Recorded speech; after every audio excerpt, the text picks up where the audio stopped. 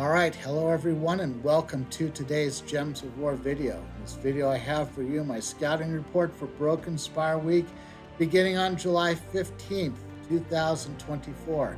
Broken Spire is pretty hard to miss because it's right there in the middle of the lake, just where you think it would be.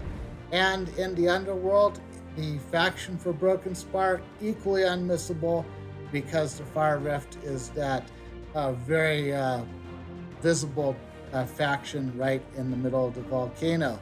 All right, let's go ahead and talk about both Broken Spire and the Fire Rift.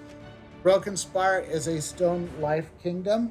The trait stone that's available there is the Arcane Shield trait stone. Same one that we saw in Nexus Week, which was the previous week.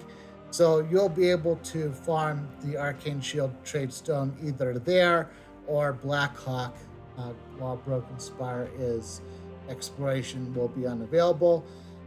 As you might have guessed, since Broken Spire is the very first kingdom that we get in the game, that Broken Spire has already achieved the maximum power of 30.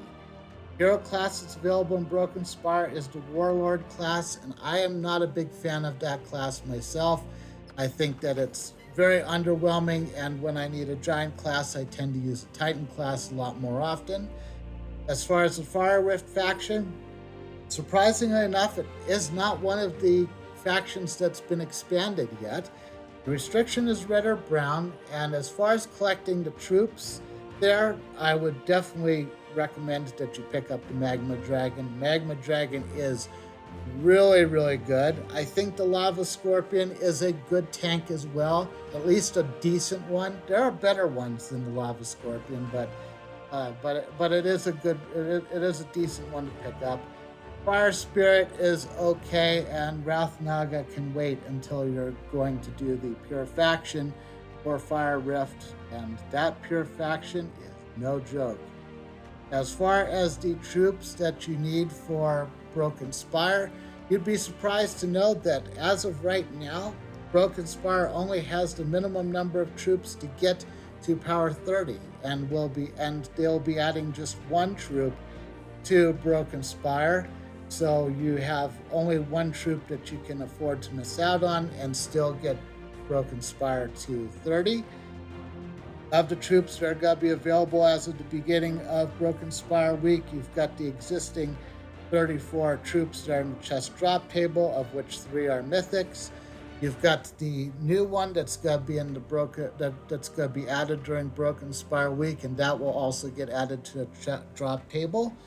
The 4 troops that are available in the Fire Rift portal. There's one tarot card that is available in the vault drop table, but is one of the minor arcanas, so I wouldn't I wouldn't worry too much if you don't have it. And then of course there is one cosmic dragon that's available in Broken Spire, and you will get that one on your way to hatching Stellarix. The world event is the event that's going to be available for the guilds. The restriction is kind of hard to predict because because there's no guarantee what it's going to be. The only clue that we have is that it's often going to be a restriction that allows you to use the new glory troop. So I listed all the possible ones right there.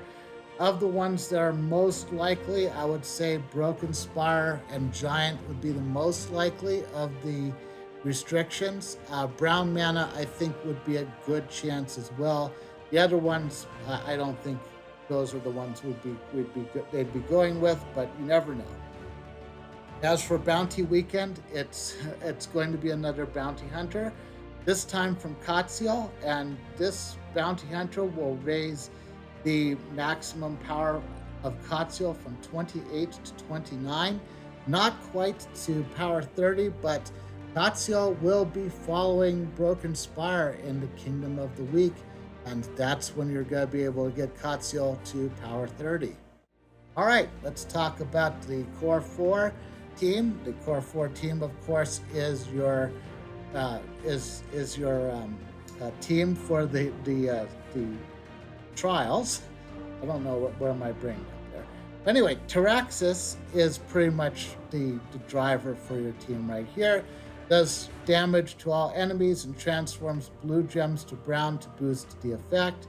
Can reduce damage from skulls by 50%, but I don't recommend you putting Taraxis in front.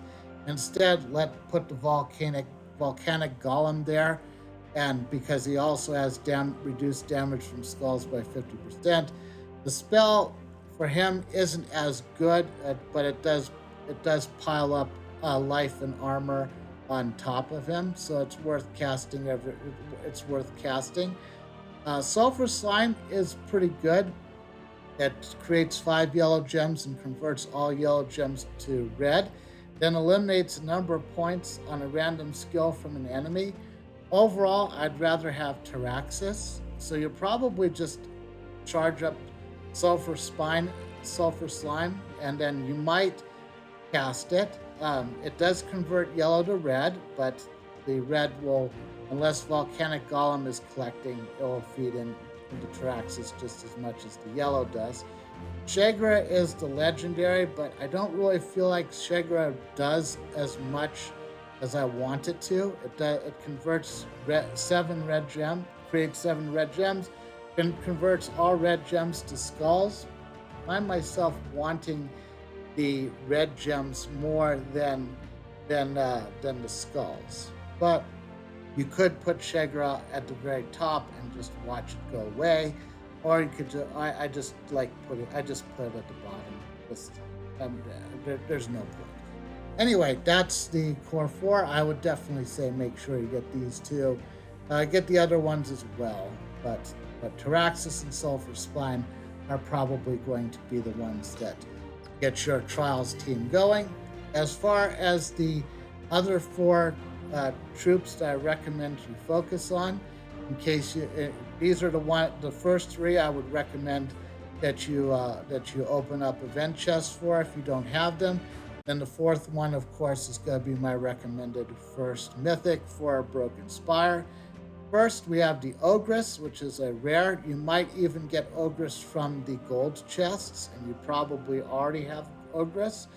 The good thing about Ogress is that Ogress is very useful in the Bounty Hunter team. Mind, we do have a Bounty Hunter event this weekend, or the weekend in Broken Spire. So definitely one you want to pick up. You might already have her since she is only a rare. Also a rare is Etten. Etten starts spells with full mana and then destroys a column and then creates 4 skulls for every purple gem destroyed. Etten is just one of those really good mana generators that is empowered. Not nearly as good as Leprechaun, but certainly worth having. And then ultra rare, I went pretty cheap for this list. I know I've done a lot of lists where I've had multiple legendaries, but my 3rd one is going to be the Lava Elemental. Compared to the other 2, this one is not a giant, so it wouldn't help you in giant teams, but it has a pretty good damage from skulls reduction, and then does damage to all enemies and burns them. So you can put this troop right on top, right in the first slot, and then do damage to everyone. It's pretty good. It is kind of a budget troop, so some higher base rarities will do more damage than Lava Elemental, but this one still does quite a bit. And then as far as the base mythics, there are 3 to choose from, not counting the Cosmic Dragon. And the one I would recommend is Salamandira. Salamandira was a troop that I thought really kind of carried me in a recent journey where there really wasn't very many options. She has Firelink that gains bonus red mana from red gem matches, which of course she wants. And then she creates 2 burning gems when matching 4 or more gems. Her skill explodes all burning gems and deals true damage to the first 2 enemies, boosted by burning gems destroyed at a ×5 ratio. So that does quite a bit. It only does damage, of course, to the first 2, but it does work pretty darn good. If you get Armorok, you're probably in good shape as well. Infernus, I would say, and from my opinion, Infernus would be third place. And if you got the Cosmic Dragon on your way to Stellarex, you're ahead of the game, in my opinion. So, as far as the weapons, if you think that you're going to be able to make a run at power 30, keep in mind that you'll need to have 14 of these weapons collected and fully tempered. So you want to be able to get a pretty good assortment of these. Wump is a really good one. Deals damage to an enemy boosted by Broken Spire allies. Creates a mix of 6 red and brown gems for each Broken Spire ally. Really good mix of mana is red and brown for this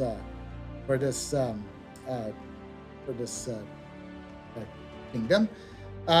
This one kind of in my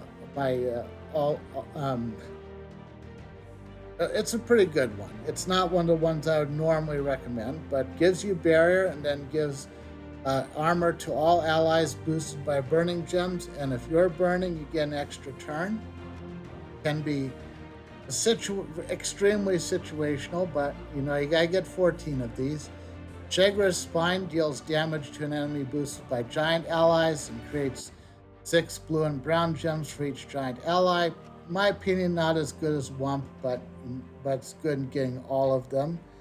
And then the Fire God's Heart explodes red gems, grants a random status effect to all Broken Spire allies, and then summons a Broken Spire troop. Those are always really good. Charred Blade is the one that I'm pretty sure is the Fire Rift weapon. It deals damage to an enemy, converts all blue gems to burning gems. This weapon is okay. It's probably not a weapon you'll ever use. So if you can get 14 without it, then great. The class weapon, Warlord's Battlecry, does damage to an enemy boosted by the enemy's attack, so it does a little bit more against stronger opponents. But that said, I don't believe that you're ever going to use it that often, except maybe very, very early in the game.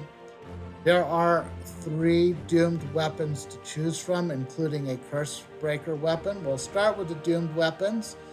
The Doomed Band is the one that gives magic to all allies, and then gives armor to brown allies, and if the enemy has a Doom, which probably won't, gains 10 attack. But this one I think is a little bit better than I originally anticipated, so it's actually pretty good. I recommend that you pick it up. Doomed Club is one of the really good doomed weapons. It does damage to all enemies, transforms green gems to doomed skulls, and if the enemy has a Doom, creates 5 more, and then gains 3 mana for each brown enemy. So this is actually really, really good. Then the Doomed Gavel is this one I don't have, but I will be picking it up in Broken Spire Week. This one does heavy splash damage to an enemy, and then stuns all yellow enemies and cleanses all yellow allies. Explodes 4 gems and more if the enemy has a Doom. The Doomed Gavel probably isn't going to be that useful in Broken Spire teams, but it is nice to have. As far as the Doomed weapons that help Broken Spire teams, obviously going to be the Doomed Club. And then you've got the Curse Breaker Hammer. The Curse Breaker Hammer is available all the time in the Soul Forge, so you don't have to pick it up this week. I think these weapons are better than most people give them credit for, but there's a reason why this weapon is the last one that I have yet to fully temper as far as the Curse Breaker set. But anyway, it's there if you want it. Like I said, you need 14 of them to get Broken Spire to power 30. And then we have our wonderful pets here. Worth noting that the Angry Anvil is only available in the Soul Forge. I don't know if it's worth getting this to level 20 because it's cosmetic, but you can unlock it there, and then you can spend lots and lots of Soul Forge resources getting it to level 20 if you want to get to level 20 but don't want to use orbs of minions. Who would do that? The Bernie is the Fire Rift faction pet, so you'll get this one by getting Broken Spire to maximum renown.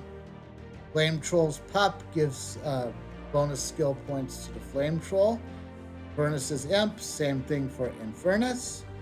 And Magma Pillar gives you a team bonus for Elementals. This is actually pretty good, especially if you're having trouble with pure faction in the underworld, because a lot of the teams in the underworld have elemental troops. So Mini Furnace is the kingdom pet, so this is the one that you want to make your top priority. Increases your team bonus for Broken Spire, and of course you've got the Starry version that you get for doing the Epic Trials, so make sure you get both of those. Ogre Lord, missable in my opinion. It gives you a nature team bonus in Central Spire, which means they'll only help you if you have a team of all green in the Central Spire, and when is that ever going to happen? Ogress's Calf, 5 skill points to that wonderful bounty hunter troop, so probably want to get that one to level 20. And Shager's Slime, yep, another one that gives you skill points to a particular troop. I think that's it. These other ones are cosmetic. Yeah. And of course, keep in mind that of all the pets that you get in Broken Spire, if you're looking at just the minimum to get you to power 30, keep in mind that it is 4 pets to level 20 plus a 5th one to any level. So that will do it. If you enjoyed this video, please consider leaving it a like. Subscribe to this channel and or follow me on Twitch if you'd like to see more of my content. And in the comments below, let me know what you think of Broken Spire and everything I got wrong. And I'll see you in the next video.